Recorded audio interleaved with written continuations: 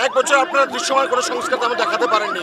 আমাদের দাবি হলো শেরেবাংলা মেডিকেল কলেজ সহ সারা বাংলাদেশের স্বাস্থ্য খাত সংস্কার। যতক্ষণ পর্যন্ত আমাদের এই দাবি আদায় না হয় আমরা ব্লকের কার্যক্রম অব্যাহত রাখবো।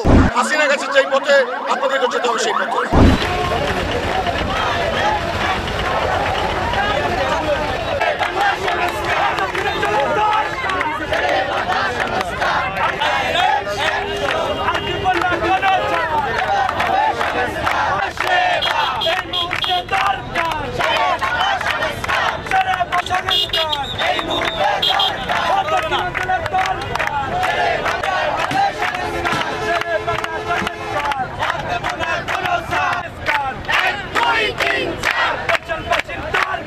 আজকে 11 দিনের মতো এখন পর্যন্ত উপদেষ্টার কাছ থেকে এমন কোনো আশ্বাস আসেনি, মন্ত্রণালয় থেকে এমন কোনো আশ্বাস আসেনি যে তারা কিভাবে স্বাস্থ্যখাতকে সংস্কার করতে চায়, কিভাবে তারা শেরেবাংলা মেডিকেল কলেজ সহ সারা বাংলাদেশের সরকারি হাসপাতালগুলোকে সংস্কার করতে চায়।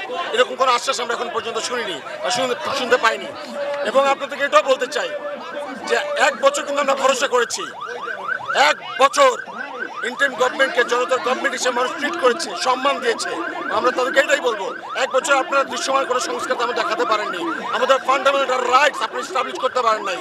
তো আপনাদের কাছে সময় আছে, এই সময়ের মধ্যে আপনারা আমাদের ফান্ডামেন্টাল রাইটস অন্তত স্বাস্থ্য খাতটা যদি সংস্কার করে দিয়ে যান, মানুষ আপনাদেরকে সসম্মানে শুভেচ্ছা জানিয়ে ফেয়ারওয়েল করবে।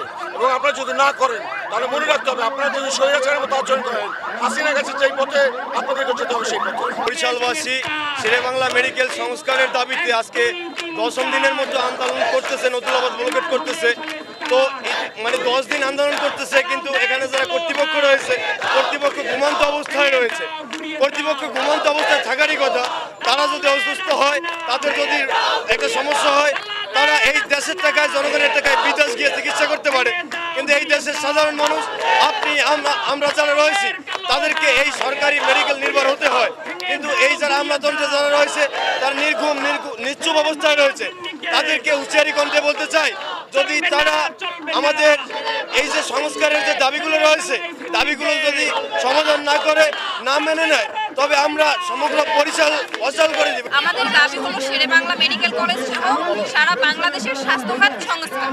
আমাদের মৌলিক চাহিদার মধ্যে 5টা মৌলমানবিক চাহিদা। এই চাহিদা যদি এই ইন্টারিম সরকার পূরণ না করতে পারে, 1 বছর সময়ের মধ্যে তারা কি স্বাস্থ্য খাতের উন্নয়ন করেছে? আমরা এখনো রোগী নিয়ে গেলে বিভিন্ন সিন্ডিকেটের শিকার হই, দালালদের হাতে পড়ি, ডাক্তারদের ডাকলে তাদেরকে পাওয়া যায় না। আমাদের 3 দফা দাবি নিয়ে আমরা আজকে 11 দিন যাবত রাজপথে আছি। কিন্তু শেরেবাংলার অবস্থা এবং ভোগান্তি সাধারণ মানুষ আর কোনোভাবে নিতে পারছে না। সুস্থ মানুষ এর মধ্যে ঢুকলে তারা অসুস্থ হয়ে যায়। এই সংস্কারের দাবিতেই বরিশালের সাধারণ শিক্ষার্থীরা রাজপথে নেমেছে। যতক্ষণ পর্যন্ত আমাদের এই দাবি আদায় না হয় আমরা ব্লকের কার্যক্রম অব্যাহত রাখবো।